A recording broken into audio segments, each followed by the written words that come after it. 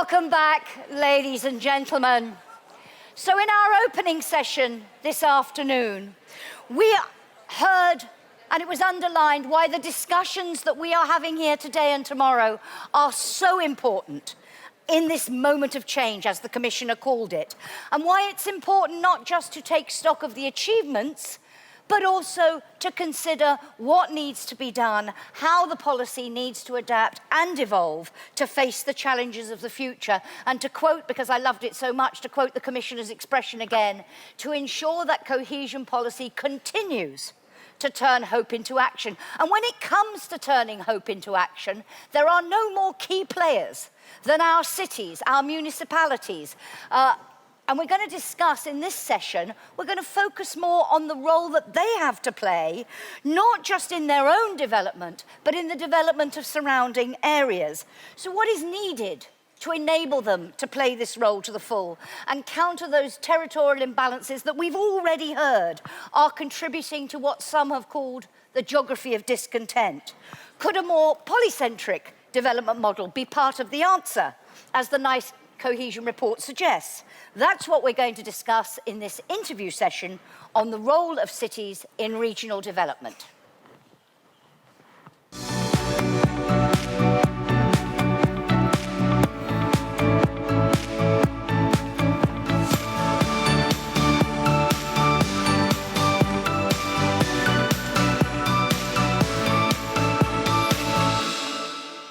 So, joining me on the stage to discuss this, and please do come up as I introduce you, delighted to welcome Carole Delga, who is President of the Occitanie-Pyrénées-Méditerranée region and President of the Région de France. She also served as a mayor, as an MP and a minister, so she knows all about multi-level governance. You come and sit next to me, Carole, very warm welcome. Emil Boc, Mayor of Cluj-Napoca, the second largest city in Romania, and Chair of the European Committee of the Regions Commission for Territorial Policy and the EU budget, COTER, and also was the rapporteur on the future of cohesion policy. Sharon Dijksma, Mayor of Utrecht in the Netherlands and President of the Association of Netherlands Municipality. She too has served in the House of Representatives and as a State Secretary, so we are getting all the levels here represented on this panel. Yanis Rosenbergs, Chairman of the Cēsis County Council in Latvia. He's an advisor to the Prime Minister and head of the Regional Development Centre Association. And last but not least, Andrei Sobchak, Secretary-General of Eurocities, who has also served 2 terms as Deputy Mayor of the Nantes metropolitan area. So this session is called Interview because we're not going to do it in a traditional panel format. It's totally interactive, but I want to talk to our speakers one-on-one to start with, just to get a little bit of a sense of the challenges they're facing, how they see the role of their city, municipality, or the region as a whole in addressing the issues. There is your reminder of how you can join the conversation. You can scan the QR code or join via slido.com #Cohesion Forum. And you were commendably brief in your questions in the first panel, so can I encourage you to keep up that tradition? So I'm going to chat, and I would like to start, if I might, with those right on the front line. So with our mayors and with the chair of the county council, then we'll broaden out to get a more regional perspective, and then a much broader perspective from an organisation that represents cities right across the European Union. So Emil Boc, if I might start with you, as the mayor of Cluj-Napoca, as I mentioned, second largest city in Romania. Tell me a little bit, if you would, about the challenges that you as a city are facing. And then we'll talk later about your role in broader development, but as a city, and how you see the role of cohesion policy in helping you as it is now. First of all, thank you for the invitation, and thank you to you for coming back for our discussion after the coffee. It's important to have you back in the room. We as a city, we are facing the same challenges as the other cities are facing. And Commissioner Ferreira said once, quoting Anna Karenina, she said something like that, all happy families are alike, all unhappy families are unhappy in their own ways. So we, as a city, we are unhappy in our own way. And from that perspective, I would say that we are facing social challenges, but also mobility and congestion. If I have to pick one, just one, I will pick mobility and congestion. Because we have a triple situation in our city. It's a historical city, 2,000 years of history, Cluj-Napoca, in the very heart of Romania, Transylvania. By the way, I'm quite some kind of boss of Dracula for the others who do not know.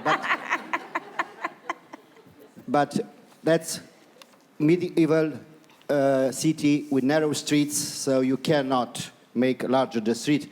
The second element is that some parts of the city were constructed during the communist times. And you know, during the communist time, it was not supposed to have too many cars.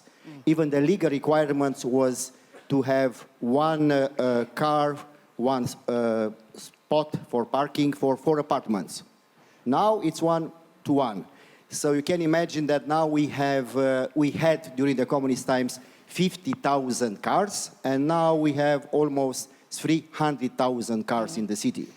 So this is a challenge not only from the perspective of congestion, but also when it comes to the green transition, which we've got to focus on tomorrow. It's exactly the topic of cohesion policy. And the third element, it's the mentality. It's still an achievement to have a car, and we have to work with the mindset of the people in order to see that in the cities, the future do not belongs to the cars. Of course, belongs to other forms of mobility. One famous mayor in the world said something like that, I want to quote correctly, a developed country is not a place where the poor have cars, it's where the rich use public transportation. That's quite okay to understand how the cities are doing. So, firstly, we use cohesion policy to draw up a strategy, a vision, and a plan. Based on this vision, on designing a city for people and places, not for car and traffic. Because if you design a city for car and traffic, you have more cars, more traffic. Absolutely. If you design a city for people and places, you have more people, more places. And so cohesion policy helps you to develop that strategic approach. Besides the strategical element was concrete money. I have to tell you that in this very moment when I'm talking about, at least half of the public transport in my city, it's green. Right. I mean, we have electric buses, trolleys, also preparing with European money to buy hydrogen buses for the future and to work on metropolitan train and on a metro system. So people saw the results, less pollution and more healthy environment. So that is from your own city perspective, but I wanted to pick up on something the Commissioner said in her opening speech, because she said one of the things we need to consider is how we can better combine the different strengths of our largest cities, of medium-sized, of small cities and municipalities, and indeed our rural areas. How do you see your role as Cluj-Napoca, big city, in helping to develop the surrounding areas, and we think we need to pay more attention to that? I think our city and my region, it's a good example of how cohesion policy is working for the people, and how cohesion policy is putting in practice the principle of what Enrico Letta said once, freedom of movement, but in the same time, freedom to choose to stay home, and not to have material barriers to stay home and to diminish the brain drain and to reverse brain drain to brain circulation. So we succeed using the European money in a country where we lost 4 million Romanians are outside of the country. We succeed at least to keep the same amount of people in the city and in surroundings, working in the metropolitan area and bringing quality of life with European money there to offer to our citizens the capacity to choose to stay home. Because while they are living, if they do not have the same condition of quality of life, infrastructure, salaries, if you are working on that using cohesion funds, you can reap the benefits of a single market in every corner of the European Union. So my message is, do not throw away the cohesion policy for the future. We can prove it that it's working. Of course, need to be modernized. And if is there an elephant in the room, We'll come back on that. It's not the IRF.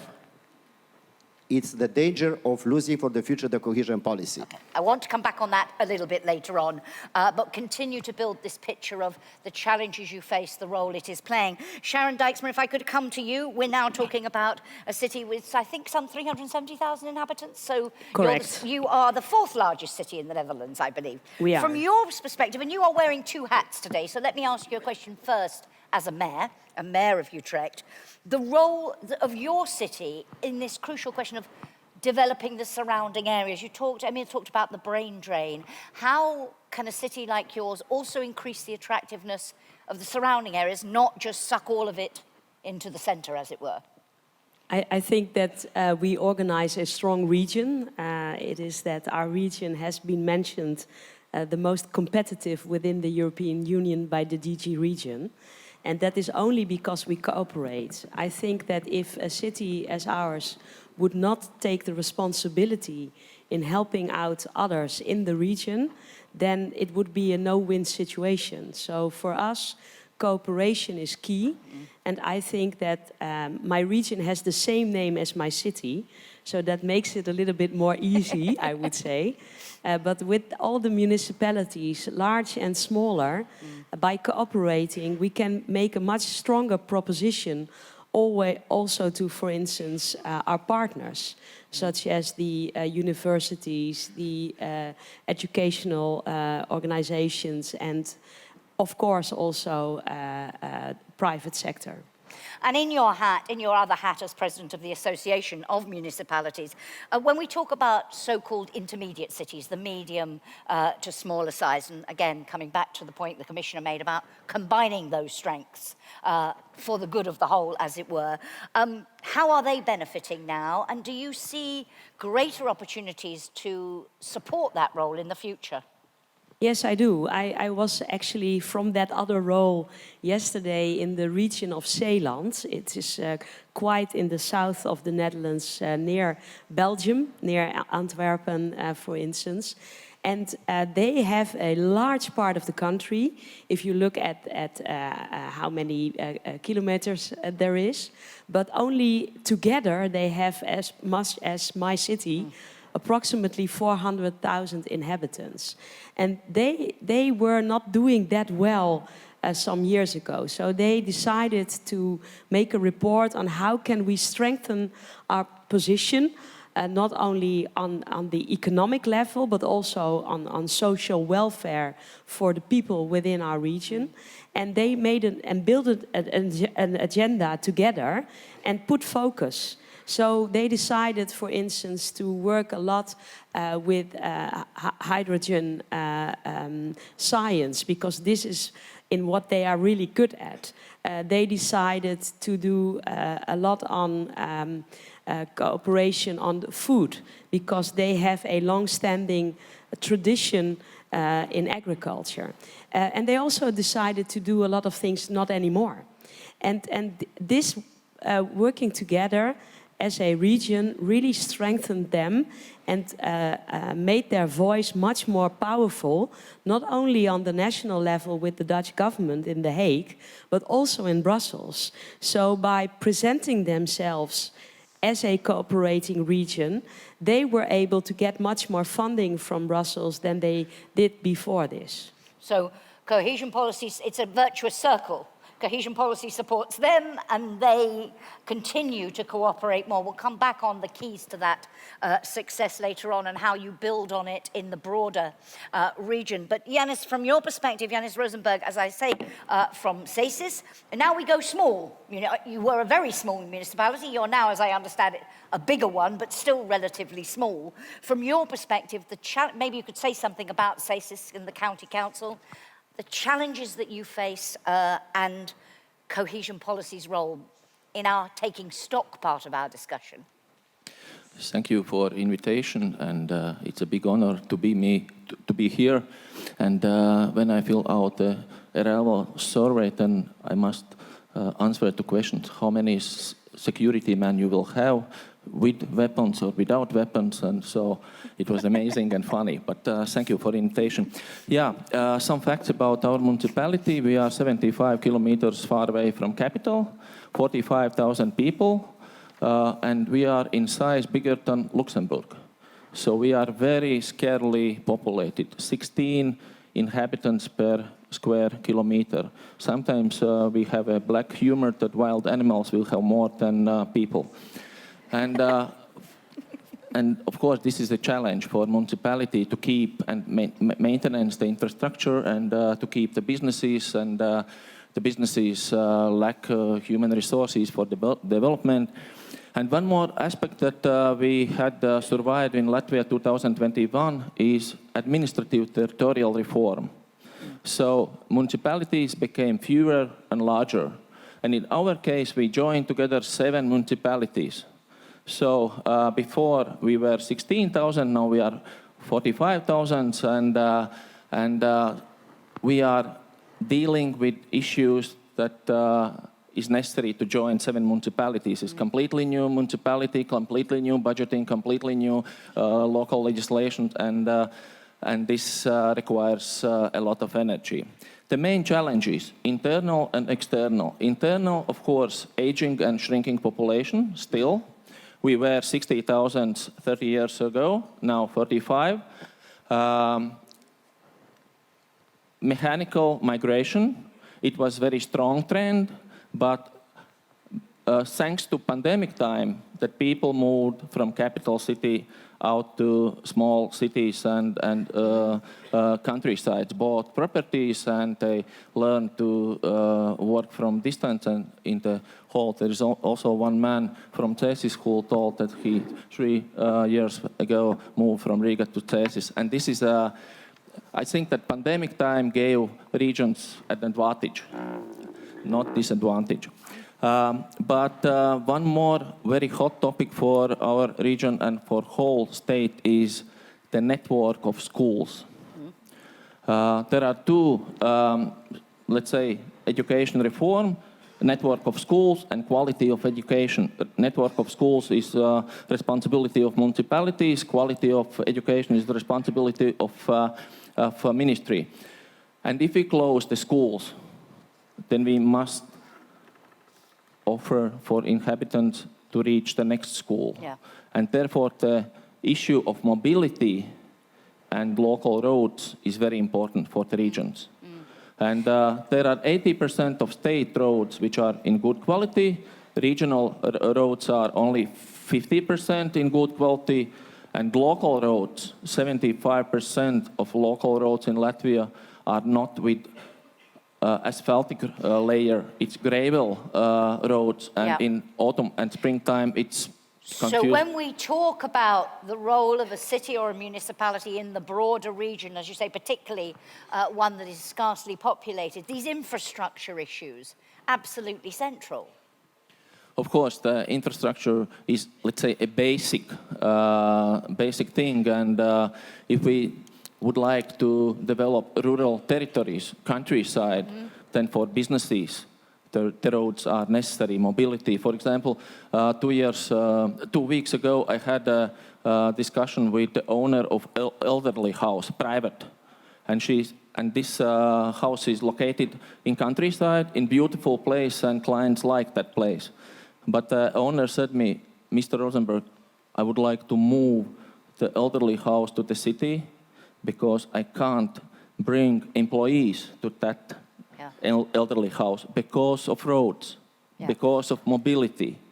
And this is especially in Latvia, probably in other countries, this is not a hot topic, but in Latvia, the quality of roads and the quality of mobility is very important.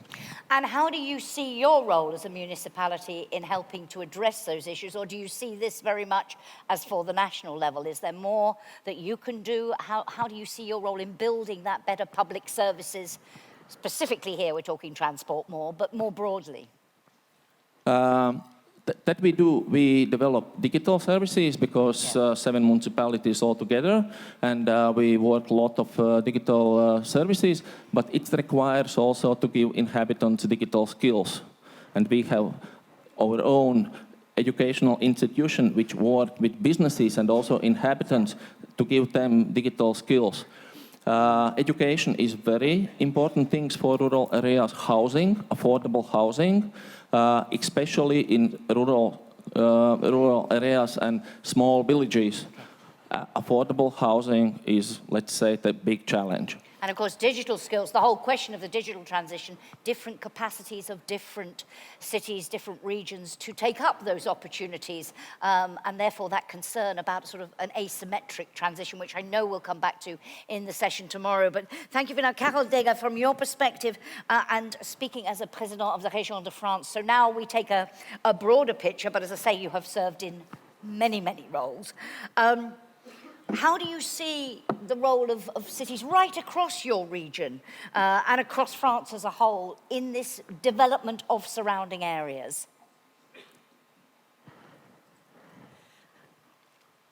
Alors sur cette question about the role of cities in the French regions in Occitania, well, in my region, in Occitania, what we see is a great diversity. For example, we've just heard about population density in Latvia, 15 inhabitants per square kilometer.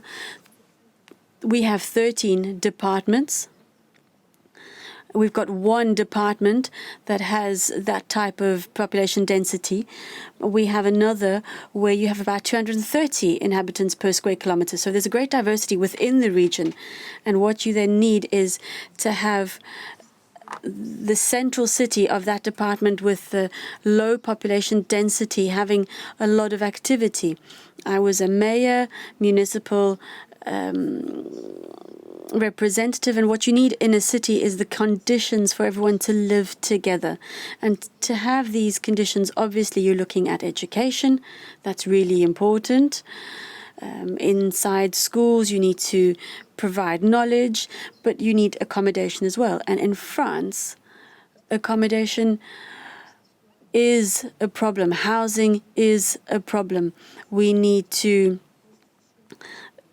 convert certain housing parks. We need to look at social housing. And I think we are, in the upcoming months and years, going to really face a problem in France because we don't have enough housing. We need to have the will to build houses in a way that doesn't impact the environment too much. And then going back to these conditions for living together, so it's housing and it's education, but we also need a cultural scene. You need to be able to take part in cultural activities and sports and whatever. And that is where the European cohesion funds really are quite present when it comes to defining cities. You know, the idea of the 15-minute city. We need to have a partnership agreement with cities. It's cities, of course, but it's also regions. And, of course, there you get mobility. It's something that you've mentioned quite a lot. Regions need to be able to, along with cities and municipalities, invest in mobility in a low-carbon way. And this needs to be within the city, but also between cities and towns. And that requires a lot of coordination and cohesion funds.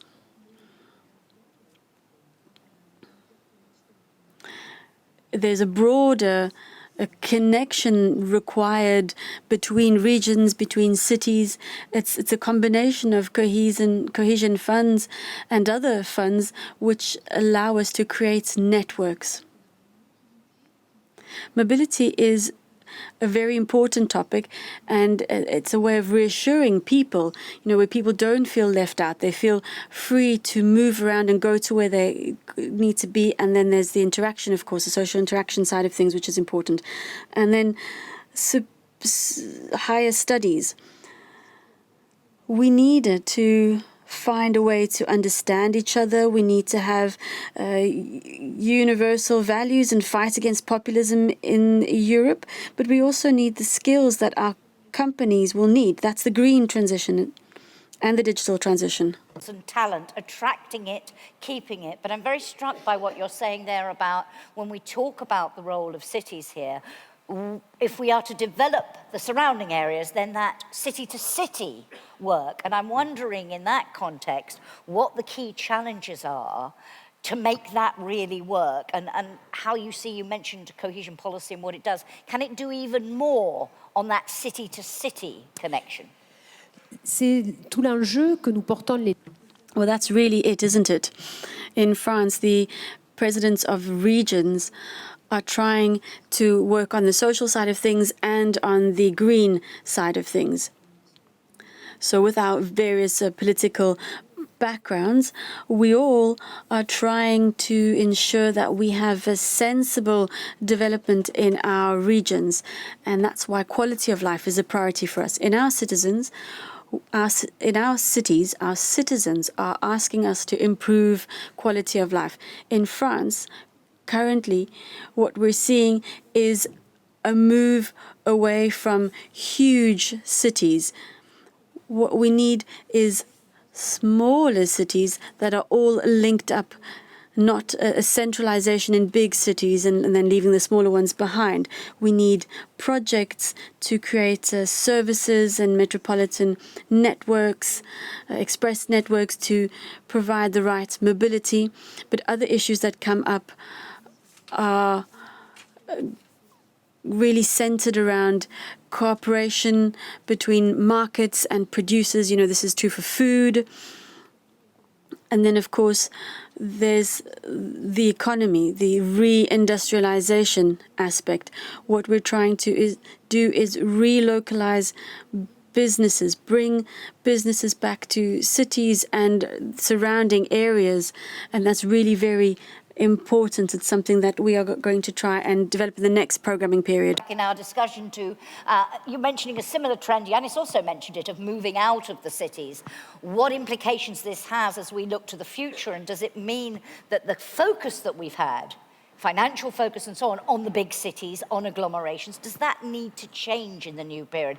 I'd love to get your perspectives on that. But Andre, complete the picture for me, if you will, from a Eurocities perspective. Would you echo what we've heard about the role of cities in this regional context, not just in their own growth, acting as growth hubs for the whole region, and the challenges that they face to play that role? Yeah, I completely echo what has been said, and I think it's very important because sometimes we want to have more simplification, but on other hands also sometimes we need to fight against wrong simplifications or kind of fake news where we have a tendency to oppose rich cities to rural areas. And here all the different examples and also what we see in our Eurocities network of 200 large European cities, it's actually the contrary. No city today can think that they can survive without strong links with the rural areas, the surrounding areas around them. You mentioned food, Carole Delga, it's a good example, but also previously we mentioned, of course, the energy transition. No city can think that they can produce renewable energies on the ground of the city. So it's an opportunity to work together. And also when I was deputy mayor in Nantes previously, we, for example, worked together with our economic development agency that was, of course, financed by the city. And we worked with the rural areas around to say how we can actually make sure that some of the companies that wanted to come to Nantes should rather go to the surrounding areas because there's more space and there are also people that are looking for jobs. So why do we need to stay with the old model where all the economic activity is in the city center and then the people Sorry to interrupt, Andre, but that sounds like a big mindset change because a city generally would say, we want to be the most attractive, the best, we want to attract all the talents. You're saying, actually, you need to reverse that a bit and say, maybe go somewhere else. We've got other good places too, as it were. That's quite hard to do, isn't it?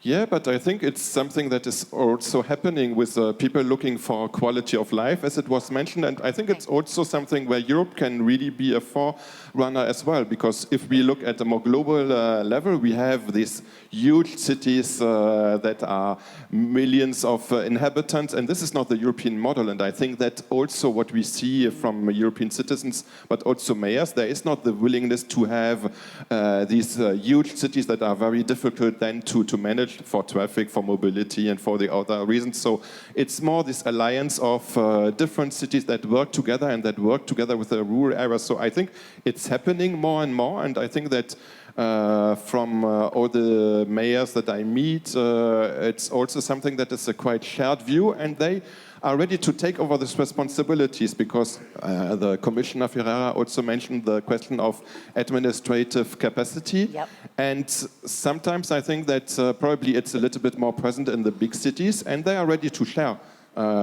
Sometimes when we talk about mobility, it's probably better to coordinate it a little bit, and cities can play then a leading role with the regional actors, of course, as well, but also for culture, for higher education, and so on. And I think there can be really place-based solutions developed with the cities, not only for them, but for the wider surroundings.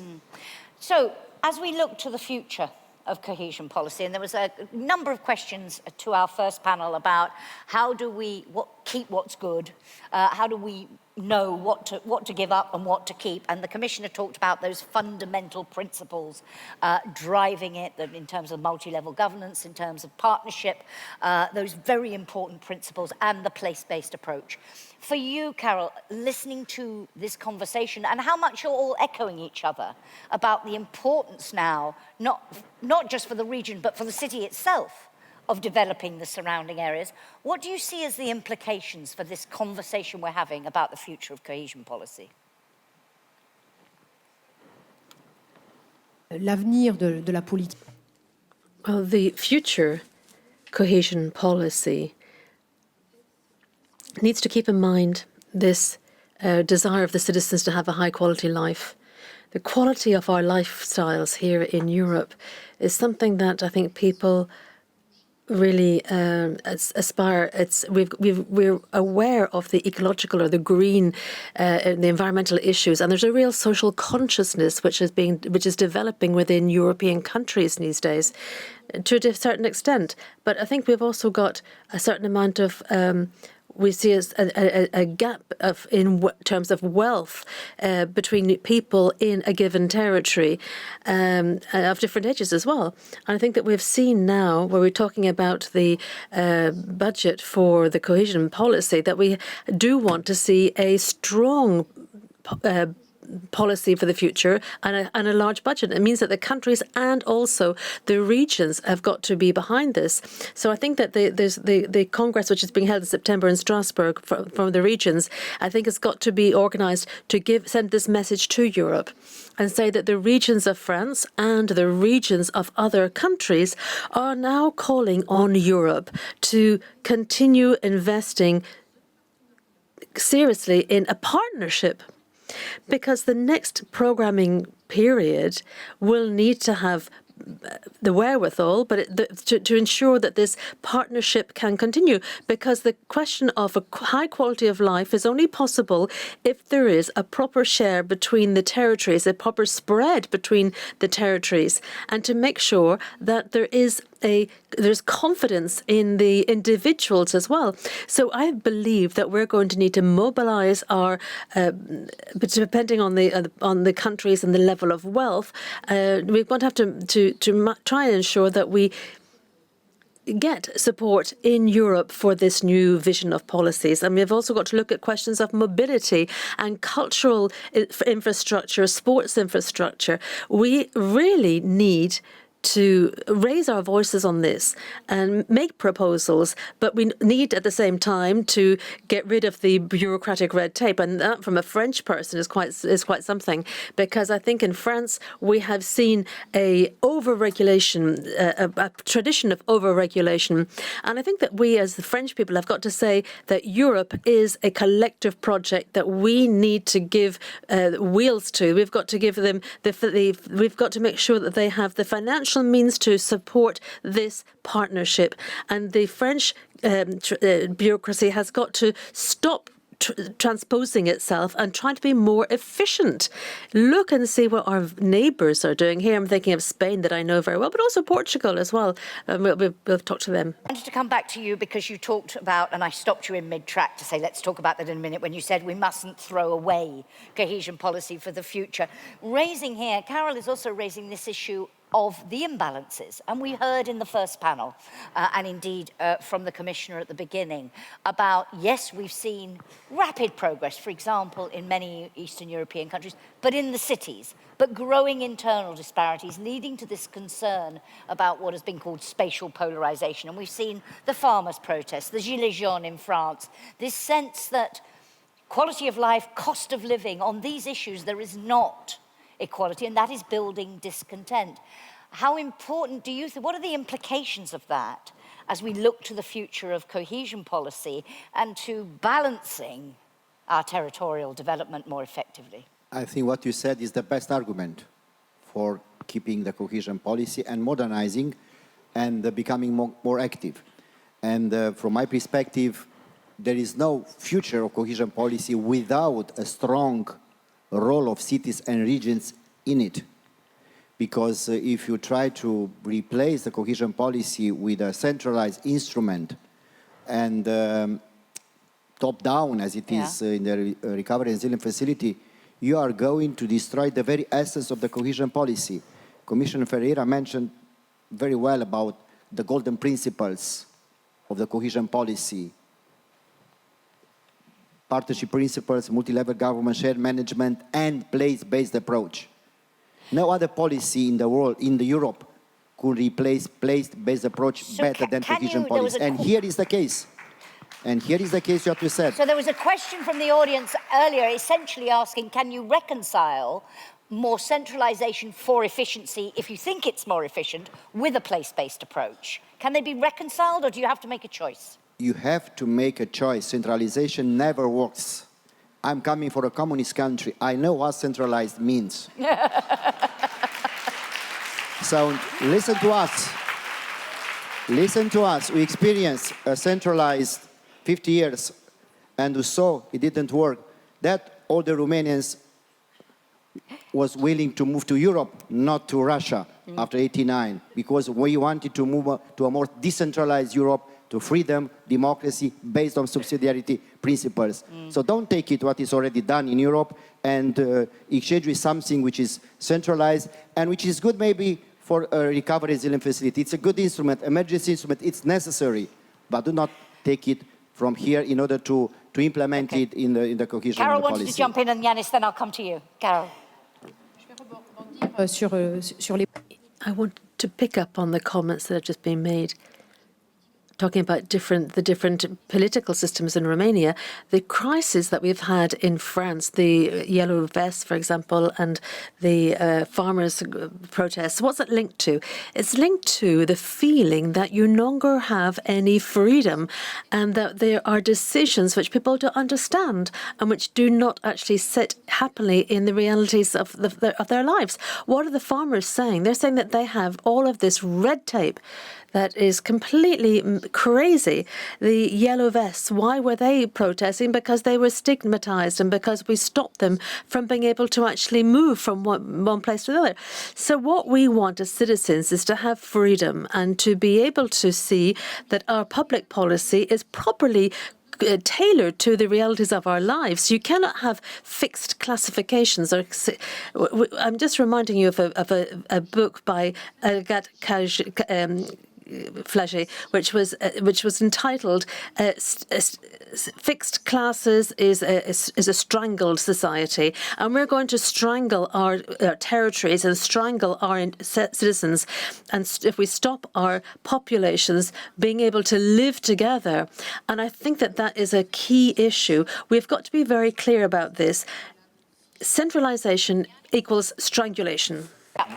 And by the way, just to add to that, as a question from one of our audience, linking your point about decentralization, but actually raising the word about trust.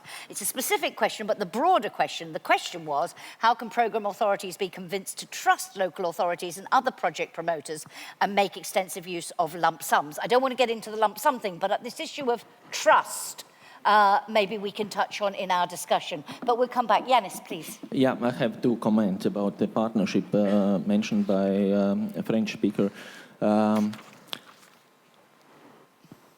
If we can support the partnership, I'm sure that all around Europe there are plenty of different beautiful projects realized by municipalities, regions, and states. But we don't know about those projects and good solutions. And many times municipalities and regions reinvent the solution that already have somewhere done. There are excellent youth exchange program, Erasmus, but maybe we can develop a platform where we can see those good projects and solutions and keep and help each other to realize or solve the problem. And the second comment, I would like to support the Romanian speaker about this place-based investment. Every country, every region, every municipality has distinctive strategies. And therefore, I think that to give a little bit flexibility for municipalities and regions realize investments, particularly what let's say, match to the local needs, I think that efficiency will improve. So there is already more flexibility now than there used to be. We need to go even further in that, you think? Yeah, probably one solution could be that for regions and municipalities there is, let's say, a definite envelope of funding that you can invest regarding your strategy. Of course, we must reach the European goals in climate change, in smarter Europe, inclusive Europe, connective Europe. But every municipality, every region, they have their own needs and their own strategies. Yeah.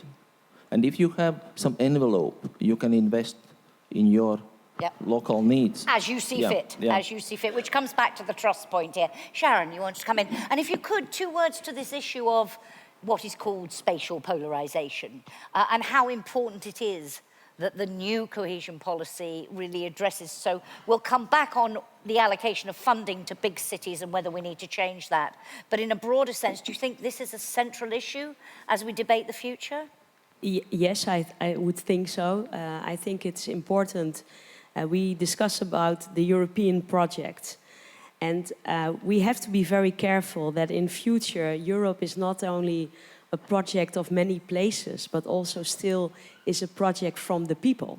So maybe instead of defining things as place-based, we could better define things as people-based. Because we need to win the hearts and minds of many people for what we are doing. And at this moment, across Europe, what you see, whether it's in France or in the Netherlands, is that many people do not think that public administration, whether it's local or national institutions, are really representing them. So there is this big issue of trust. And when, for instance, national governments and local governments or authorities do not even trust each other, what kind of example do we give to our people, to our citizens? I mean, if they see us fighting about things, putting everything away in what we call red tape, bureaucracy, then I think that many people feel lost and they really search for something which can give them some comfort. So therefore, it's very important cooperate, high amount of trust between all layers of government, whether it's local, national, or European. Focus on output. So do not tell my colleague from Latvia or Romania how they can build a more sustainable mobility transport system. Give them their own ideas about it. And yes, obviously, many people will look for the great examples. So the 15-minute city, that is also the definition for my city, right? So we're not that crazy. And what I was thinking when I heard the conversation is, we're not, I'm with you completely on how you talked about centralization. I think that the idea that if you centralize, speaking as a former minister, that would be more efficient, that's completely nonsense. That's not true. So Yes, we have to be putting our money where our mouth is. Yes, we have to be efficient. But it is not the case that you can only do this as long as you centralize the whole program. I think that you would take it away from the people, and then Europe will again have a lack of public support, because maybe not in my country the cohesion fund is the most hot topic on earth, but in many other European countries it's really important to be the connection between the level of Brussels and the people, not the place, the people. Thank you. Andre, in terms of your reaction to this conversation we're having and what you think the implications are in terms of what we need to discuss as we look to the future of cohesion policy, just throw out a few thoughts from our audience at this point. How about the overload of cohesion policy with numerous objectives? This questioner, Dirk Kranen, says the future of cohesion should be more focused. Another glorious question to which I would be intrigued to see if anyone has an answer. Germany, says Nicola Barputov, has more than 80 cities with 100,000 inhabitants, and half of the Greek population lives in Athens. What is Germany doing good and Greece doing wrong? I love that. I'm not sure it's an answerable question, but I throw it out there. But in terms of the challenge that we face now, is it about less objectives, more focus? Is it about the simplification issue? Where does the focus need to be? Yeah, first of all, I would like to completely agree with what you just said. There is a wrong idea that centralization goes fast and thus is more efficient. But actually, it's also linked to what you said. We should trust people. It's also, if you discuss with the different level of government, that you bring in new ideas and maybe you can improve the final solution. This is why we often say it's important that cities, regions are around the table when the decisions are made and not just there to implement decisions made by others. And coming then to your point, I think it's important to say that we should avoid this silo thinking. When we talk about the fact that, of course, in the future of the European Union, we need to work more on competitiveness, because we are also in a global world, of course. But then sometimes I see again the tendency that some people say that, okay, then the Commission will work with the big businesses and they will find a solution on it. But I say no, because these big businesses, when they invest in Europe, they will be placed in cities, around cities, in regions. And it's important that then also when we discuss with those big companies, that they work with the local higher education, with the local SMEs and so on, and to find solutions for this.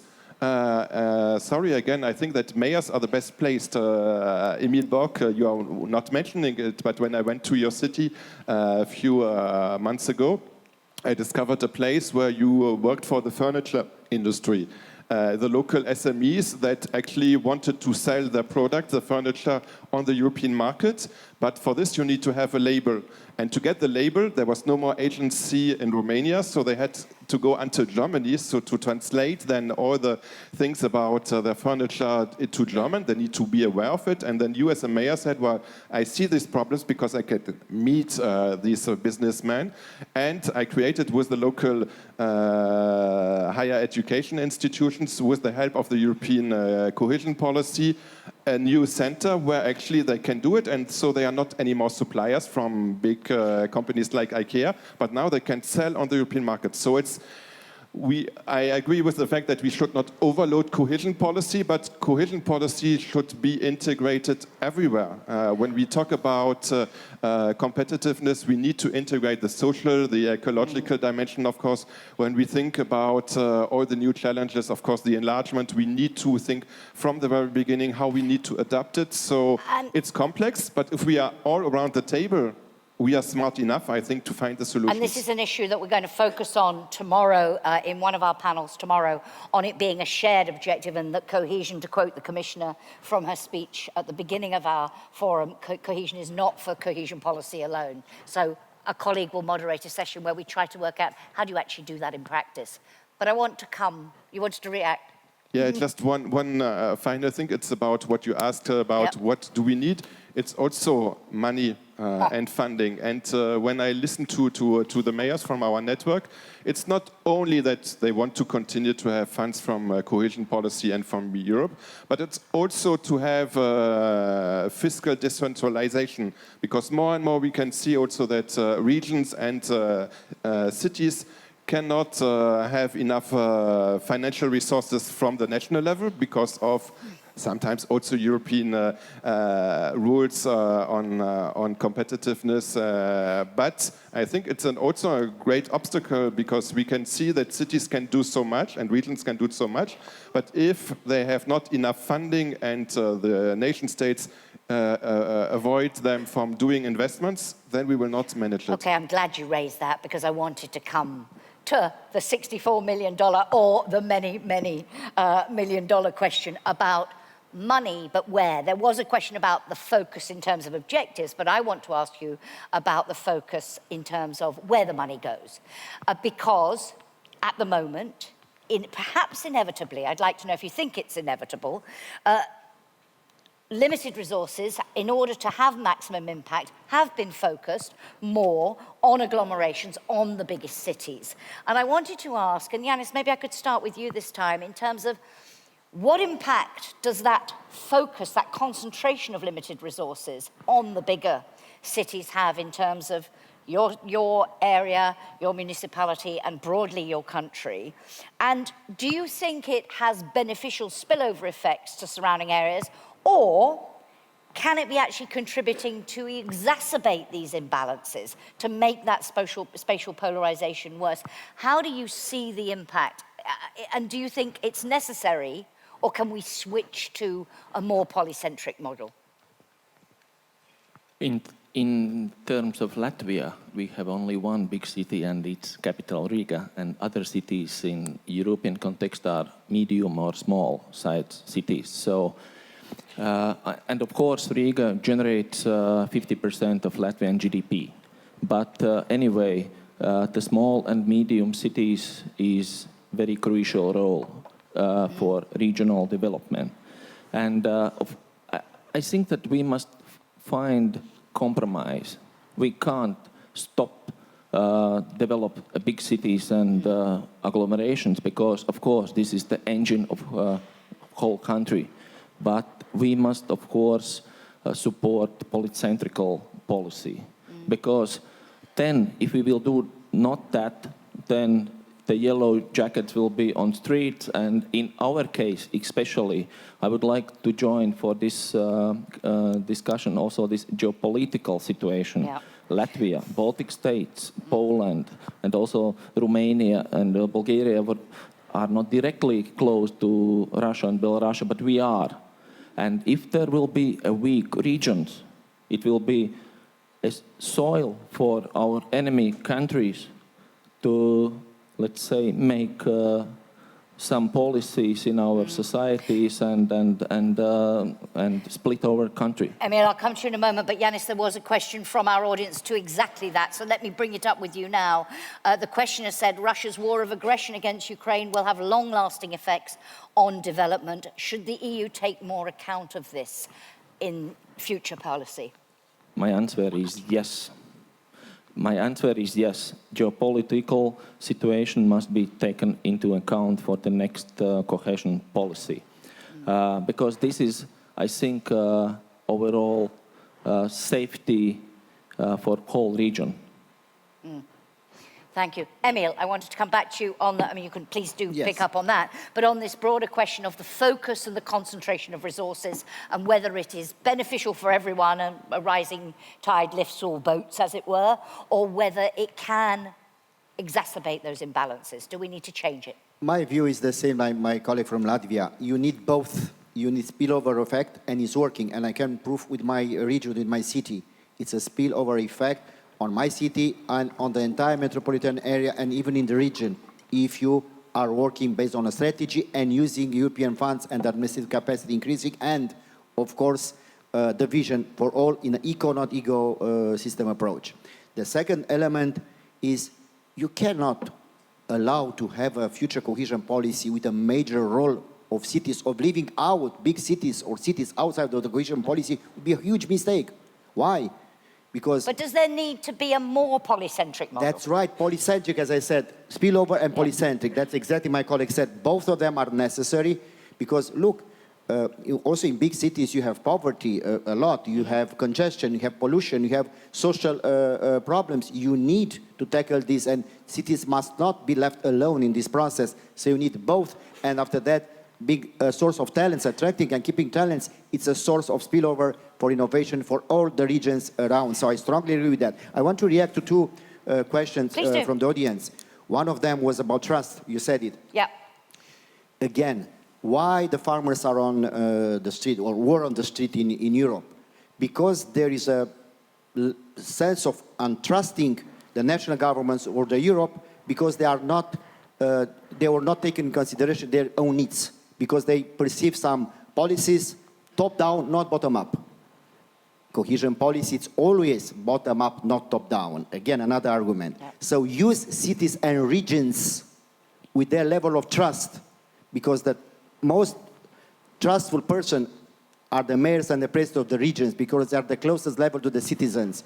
And if you use them, because they have the highest level of trust, you have more trust to implement digital and green transition and all to translate on the ground the European policies. Otherwise, if you just talk top-down, fit for 55, farmers will be on the street because nobody will understand. Yeah. But if you use the local and regional authorities, the cohesion policy and other aspects to explain the benefits on their words, on their phrase, on their understanding, it's easier. So you are not going to see in Europe extremist mayors or presidents of the regions, maybe a few examples. So again, it's another argument to have a stronger cohesion policy based on cities and regions, having in mind that democracy is with where the mayors and presidents of the regions are. And the second element was Briefly, about if you would, Emil. multiple objectives and the bureaucracy. Yeah. If you want to kill a strategic policy like cohesion policy, you have 5 arguments to destroy it. First, too bureaucratic, as members said. Sometimes you need just to add rule after rule after rule after rule, and in the end you have a Christmas tree of rules and nobody understands it. You need a PhD to write a project. The second element is lack of funding. As President Omarjee said, you need budget in order to implement the policy. The third is lack of involvement of the stakeholders. You need to involve all the stakeholders. And last but not least, lack of communication. So what we improved, it's exactly the same case which I mentioned here before.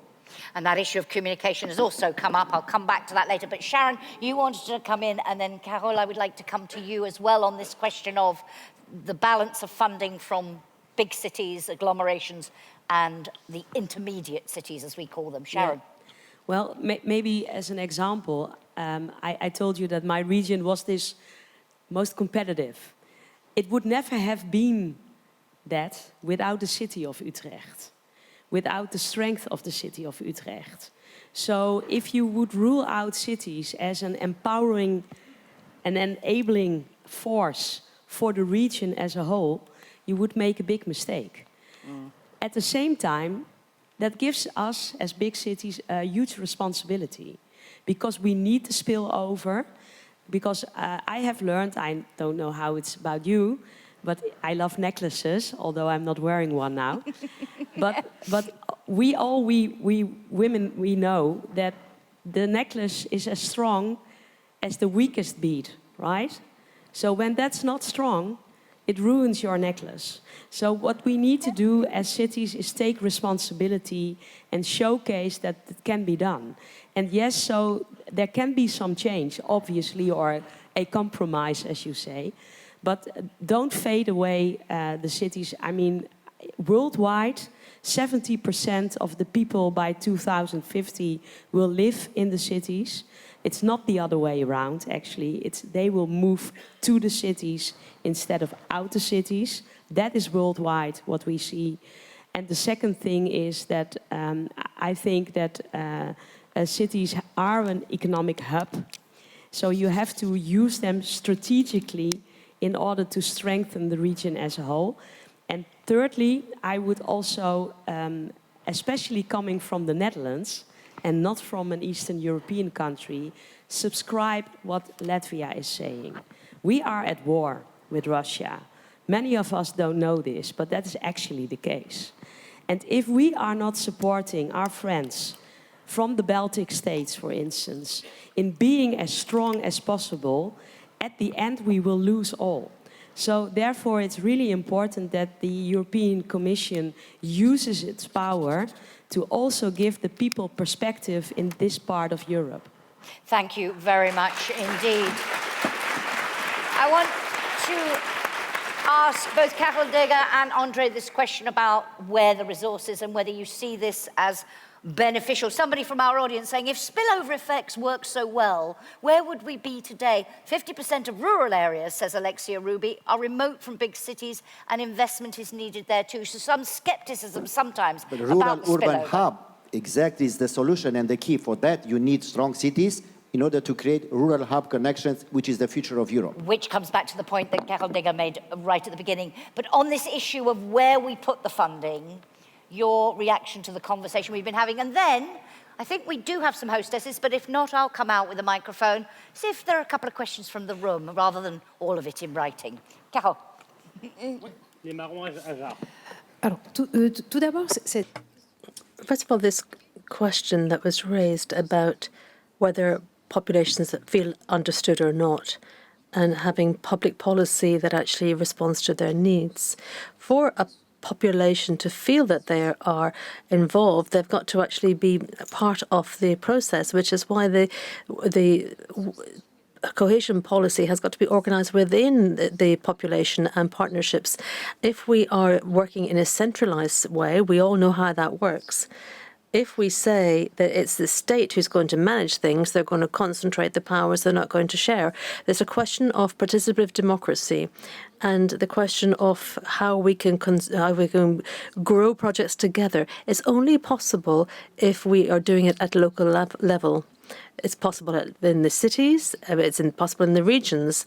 But I would like to just underscore that we've got to make sure that we have cohesion policies which are not in the hands of states alone or governments alone, because there is a real need for us to fight against the populism and in favor against totalitarianism and to support democracy. And the Ukrainian people as well, of course. But we don't want to make people feel disarmed. We've got to have them participating in their future. And we do that through partnership. And then on concentration of the funds. As a French individual, I don't really have a clear view of cohesion policy. I think we've managed to strike a balance. We've been able to get the means in our cities and in our university campuses, in our research centres. We've been able to get the means to fund development and to be able to rebalance the territories. Now, that's because in the cohesion policies, there was an obligation for us to work with the larger urban centres, the metropolitan regions, and the regions. This is a good thing in France, because we've had this dialogue and we've been able to say yes, there should be innovation on subjects as important as the reorganisation of higher education. There are some functions, some jobs that can only actually exist in the larger metropolitans. But the initial years, couldn't they be in the smaller towns so that we actually can fight against social determination? When you're in a small town of 10 to 15,000 individuals and every day you have to go past a university campus, that gives you a possibility to actually see yourself in that university structure. And if you come from a modest background and let's say your first or second year of your degree is actually done at home, well, you might be able to go higher up through higher education, going into and then move in your third to fourth year to the major city or the metropolitan city. And then also on the question of economics, we've got to ensure that large companies don't concentrate their efforts in cities as well, in the larger cities. If we want to have sovereignty, we've got to have industrial sovereignty as well. Companies are not going to. We need to make sure that the companies as well go into the smaller towns too. Thank you. I think as well that it's a much more nuanced reality that exists, because if I think, for example, of our friends in Poland or Hungary, they would say that it's not at all what they have experienced. In particular with the recovery and resilience funds, for example, where none of the money from the European Union actually went to the big cities. And at the same time, these big cities, of course, are managing a lot of challenges. And for example, welcoming a lot of refugees from Ukraine. If I think about the city of Warsaw, 1/3 of the inhabitants is composed now by refugees. So I don't think that we should enter into this temptation to oppose big cities and rural areas, because we have shown in the beginning that all this needs to go together. And we need to show, I think, to the citizens that could be tempted, and also because we have some populist parties that are using also this opposition, I think, to say very strongly, no, we need to do both. And of course, this comes again then to the question of financing, because if we all have in mind that tomorrow there will be less funds available for cohesion policy, then we are going to fight against each other, the big cities and the rural areas. But if we say, on the contrary, cohesion policy is so needed to keep hope and to keep the future of the European Union as a project that can embark all the citizens, then let's fight together and to say to the national governments, we need to keep a strong cohesion policy, and maybe then also we need a higher European budget, maybe with direct forces, and then we can actually create hope and put hope into action. Thank you very much indeed. Got some questions, written questions about cooperation, and particularly cross-border cooperation, questions about simplification. We'll come back on that, but does anybody in the room want to join our discussion at this point? Or are you happy for me to go on grilling our panel? It looks as if you're happy for me to go on. So let me raise the question about cooperation. So 2 questions we've had there. One person saying, hang on a minute, let me just find, yes. Does the future of cohesion policy also lie in greater cross-border cooperation between regions and cities? You talked, Carole, about cooperation between cities within a member state, but cooperation between cross-border cooperation, and somebody asking specifically on cooperation, couldn't a reinforced future Interreg be part of the solution for more efficiency, effectiveness and added value in using cohesion policy money? So, can we use Interreg better, and how important for you is cross-border city-to-city cooperation as well as within France or another member state? Oui, je pense qu'en effet, la coopération. Well, yes, I think that cross-border cooperation is fundamental. And it's something that we need to encourage via cross-border mobility. So that's investments in railways, for example.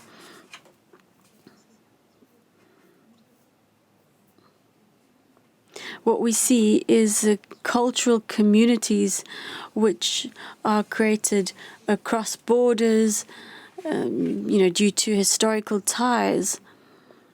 And I think what we need is to create more confidence and trust for our citizens. Borders shouldn't be hard and fast. We should be able to get across them. And I think that the Interreg policy is something that can be developed, especially in macro regions. And obviously, there's the Mediterranean macro region, which is obviously something that's important to me. And then you touch on migration aspects. I think the Mediterranean should remain a place of welcome and of sharing, and it can't just be, a cemetery sea. We need to manage migration in a human and humane way. We need to deal with climate-related challenges, wars. There's the Mediterranean culture, which obviously has an impact on farming, and this feeds into mobility as well. It's all related. And then, of course, anything that encourages good relations among and between member states is important. Europe is founded on democracy, and democracy is based on exchange. And Sharon and Yanis, I'd be interested to know the degree to which you are cooperating now with cities in other countries, and whether you think we need a reinforced Interreg to do more of this in the future. Emil. Strongly, I'm a supporter of better financed of cross-border cooperation, and I'll give you a few arguments. You are staying near the border. In some place, the ambulance is arriving in 15 minutes. near the border on 10 meters away in half an hour or in 2 hours. For emergency service, you need integrated services. Or in terms of firefighters, in emergency, you need a collaboration. You need that kind of support because it's not possible to see that in some parts it's arriving earlier and in other parts it's later and you'll lose your life. So I have to emphasize how important, it's just a small example, cross-border cooperation and more money put on this Interreg support because it's changing the lives of our citizens and it's making concrete impact of how Europe is helping every citizen of Europe. Sharon? I think this is a good example if you cooperate across, for instance, borders. Because for many people who live there, the border really does not really exist. At the same time, we should also keep focus. So I'm a bit hesitating about it. Okay. At one hand, my city is cooperating with a lot of other cities, for especially now cities in Ukraine, to recover and rebuild them when the war would be ending. And we benefit from their knowledge and they from ours. So yes, I feel wholeheartedly that this is important to do, but I'm not sure if every instrument that we have should do everything. So I would say also keep your focus in mind because you have to spend your money and it is not always enough wisely. So it could not be for every kind of project, I would think.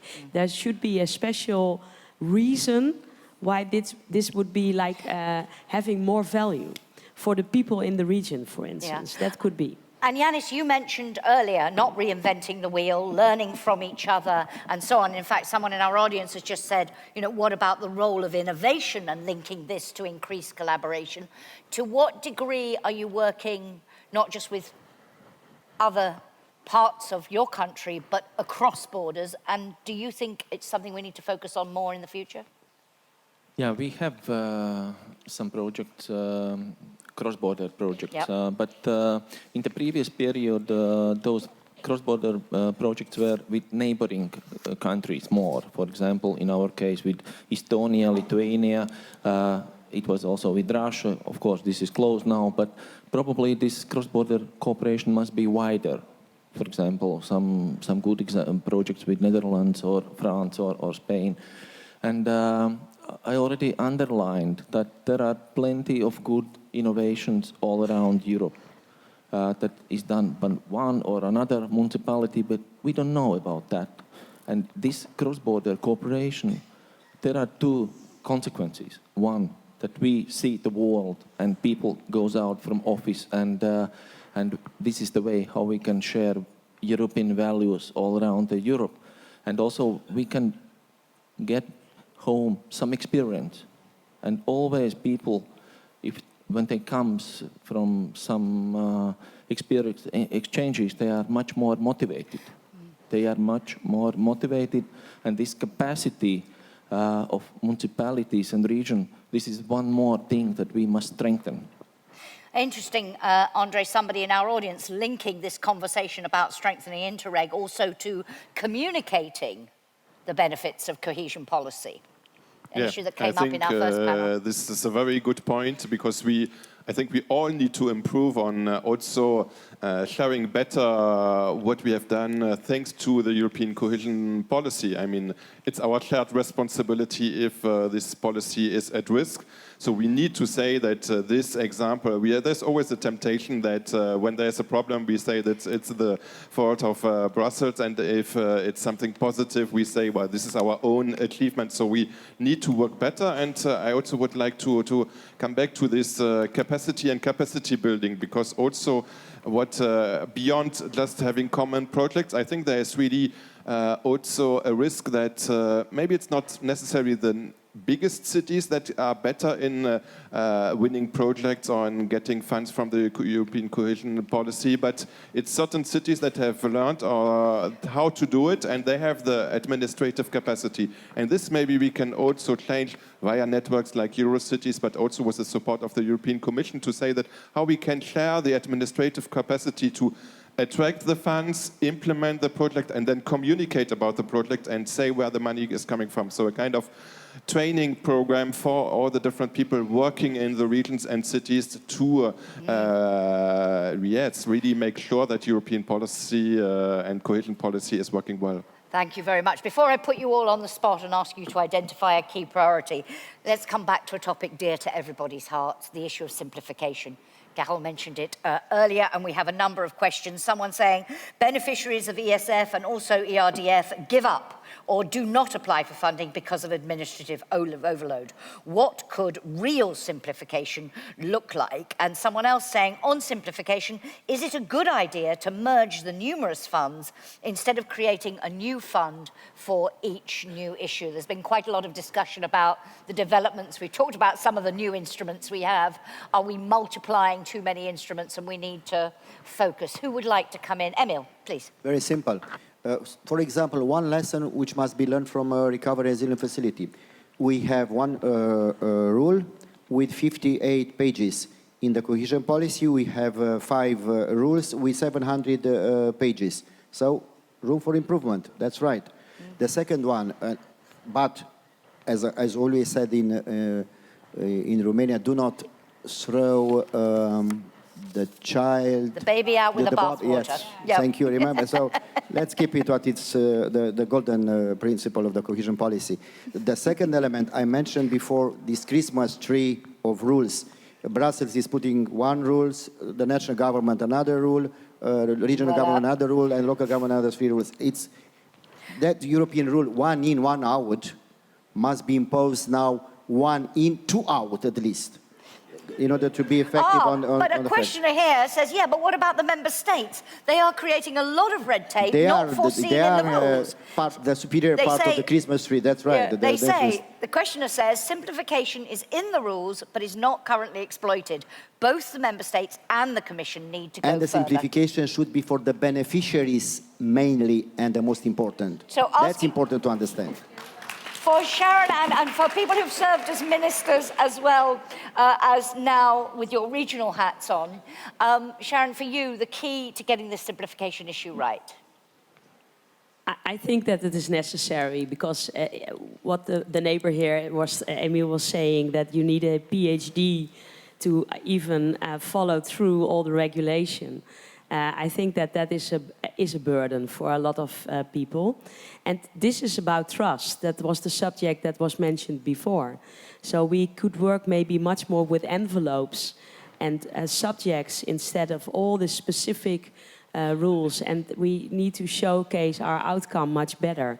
I'm completely also agreeing with you. On the way here, I was discussing this with my team, that we are not really like emphasizing on all the benefits that the Cohesion Fund has brought to Europe. So if we are not telling, nobody else will. And I think that is also something which is really important. And the simplicity of all things would be really nice. And it's not only the Commission. I have to agree that national governments also really put a lot of emphasis on regulation and finding their own rules, and this is not so good. We're almost out of time. A brief word to this, if you would, Carole, and then I want to put you all on the spot. To the simplification question. Oui, bien sûr, je pars. Well, of course, I share the view that we need to simplify. The fact that we try to manage things at a local, regional level for cohesion funds would force you to simplify because you're really in the field. And if you are in a ministry, of course, then no one's really going to come and see you because you don't really see the people who lead the projects. You see representatives of representatives of representatives. If you're president of the region, then you are you're in contact with the individuals of the people. So you do need to simplify things. Let's make it more specific. In France, for example, with the ERDF, we really need to simplify things because if you look at the total amounts of the funds that are given to general costs within these programs, it's outrageous. This is a fund which is aimed at local development, and they should be taken into account the needs of the people who are organizing the project, not necessarily the very high highfalutin costs, bureaucratic costs. So I think that we do need simplification. It's a very foolish moderator who, apologies to those watching via live web stream, but to those of you in the room, it is a foolish moderator who keeps you from your drinks. So I'm going to ask you to do this in 1 minute each. And Andre, I'm going to start with you. In the previous panel, someone asked, what's the one thing you would change? Now, you're not necessarily going to tell me you want to change something. You might want more of a focus on something. But for each of you, and I go back to the commissioners, to ensure that all of you who are in the front line and you who represent the bigger regions can ensure that cities really can play that full role in regional development as a whole, what is your top priority for the future cohesion policy? Half a minute each. Andre. My top priority would be for each of us to go out and tell about the benefits of cohesion policy. And for us, we have our 200 mayors. We asked them to call their national governments. And in the previous session, it was said also, we need to be visible and we need to fight for the strong cohesion policy and to show also that then it will benefit not only to the rich cities, but to all of the people in Europe. So that's what you need to do, but also the policy itself, maybe more thought needs to be given to the communication of the policy. Yeah, the communication and not to fall into this opposition between the different European policies. I think this is as really you said dangerous. earlier. Yeah, don't turn it into a fight. Yanis. From my view perspective, I would like to add for the cohesion policy this geopolitical aspect, because logically we are coming from Baltic states, and businesses are pausing now for investments, and the people save the money, and economy is going down. So this geopolitical aspect is very crucial for us. Thank you. Sharon. I would say that we have to put the people who are the beneficiaries of all this much more at the front row and think from them and then make our regulation instead of the other way around. So when the Commission talks about more people-based as well as more place-based, you want the emphasis on the people-based. I think that, yes, We need that's to really put that front very and centre. important. Yeah. Thank you. Emil. We have to be aware that the future of cohesion policy is in danger, and we have to demonstrate and to work for a stronger cohesion policy in the future with a major role of cities and region in, not out.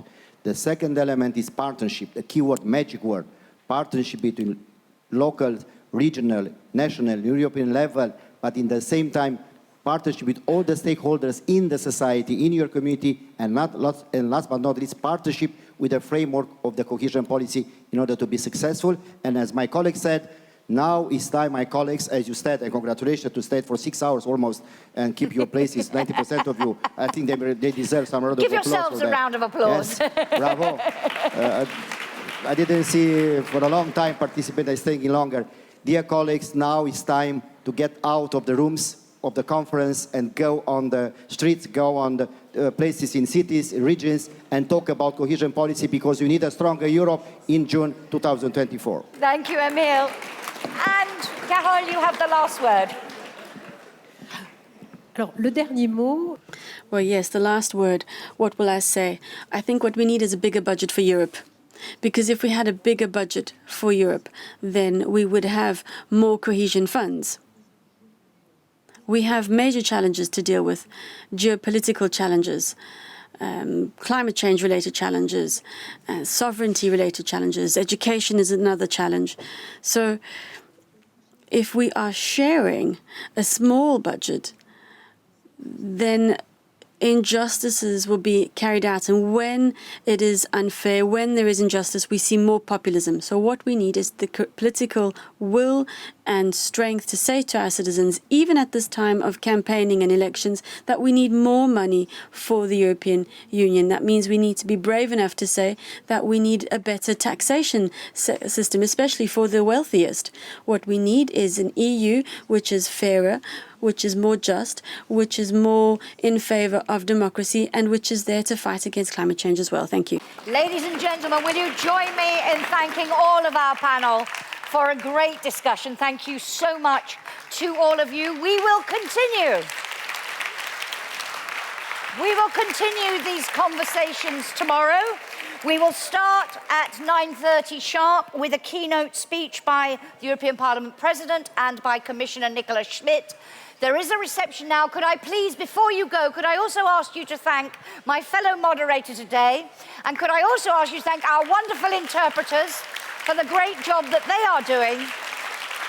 And for those of you in the room, apologies again to those online. For those of you in the room, drinks are served outside. Enjoy your evening, and I will see you again tomorrow morning. Thank you very much.